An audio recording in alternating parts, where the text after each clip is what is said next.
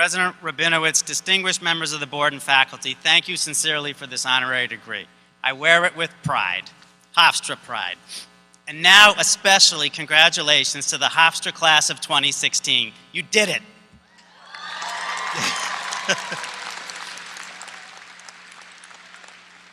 You have spent the last 4 years at one of the world's great universities. You've learned to think critically, to express yourself, to balance contradictory truths, and to expand your mind.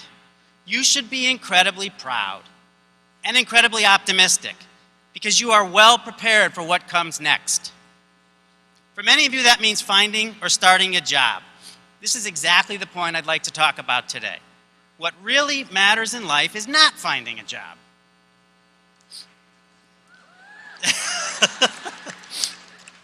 What really matters is finding your dragon. Let me explain. When I was 5, my mother died suddenly from a brain tumor. I remember clearly my grandfather, a professor of pediatrics, explaining to me that neurosurgery for her brain tumor wasn't possible and that there were no treatments that could have saved her. Someone, I remember saying to myself, should do something about that. I began to think about this all the time, thinking that maybe I could do something to prevent some other kid's mom from going through what mine had. Thinking that maybe I should learn science to invent cures. I didn't know how to do it. I didn't know if I could do it, but this was my personal dragon. This is what I dreamed of doing with my life. Now, mind you, only I could see this imaginary beast. No one else did. But as the years went by, it became very real to me. So I stalked it. Pursuing this dragon taught me what really matters is working for something bigger than your paycheck. After college, my next 14 years of medical school, neurosurgery residency, postdoctoral training were all extremely hard work, but they were never about having a job. Now I have lots of different responsibilities, but the one that drives me is trying to invent new cures and maybe keep a young mother or father or child alive for many, many years. Your challenge now is to face your dreams. There's an enormous list to choose from. The world needs cleaner, cheaper fuel sources, safe and plentiful drinking water, new businesses and teachers, new songs, new books, paintings, poems, new houses and cars, new vaccines and cures, new apps, phones and computers, and new food sources, to name just a few. You don't have to tell anyone else about your dreams or goals. In fact, I recommend that you keep at least some of them to yourself. There's a good reason for this. Maybe you're the only one who would ever believe it was possible. That doesn't matter. What matters is that you are passionate about doing it, willing to take risks, make it happen, and knowing that if you don't do it your way, it may never happen at all. How do you do that?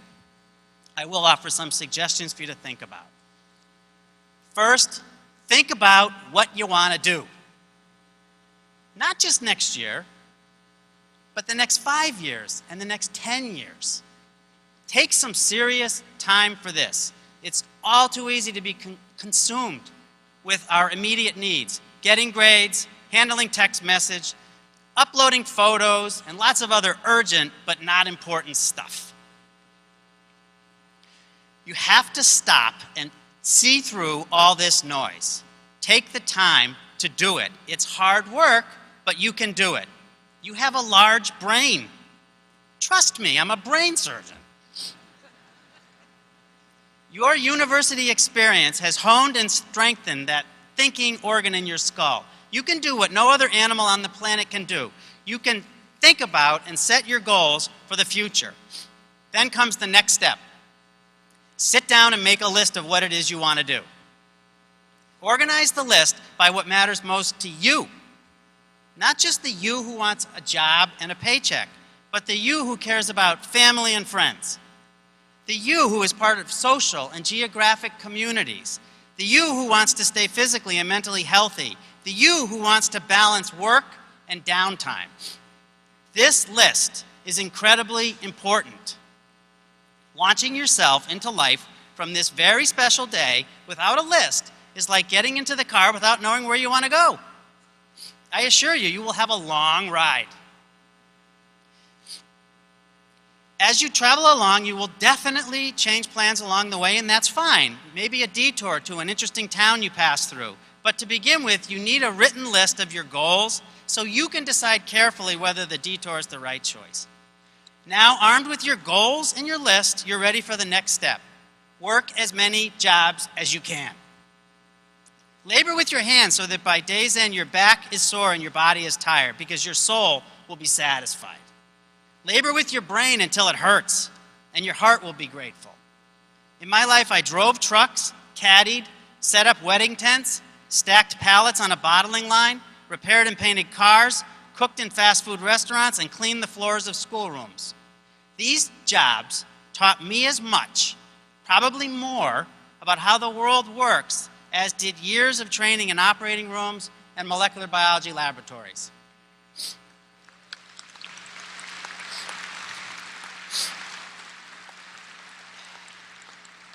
After working for a while, you may be fortunate and accumulate some money, titles, or fame. If this happens, great. Great. Celebrate it.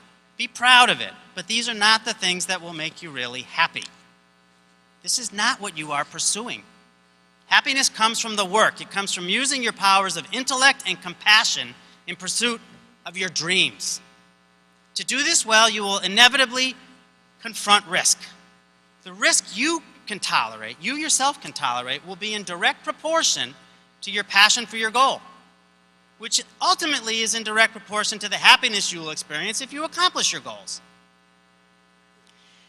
With these risks will come occasional failures, and in these difficult times, I remind you of Winston Churchill's advice. If you're going through hell, keep going.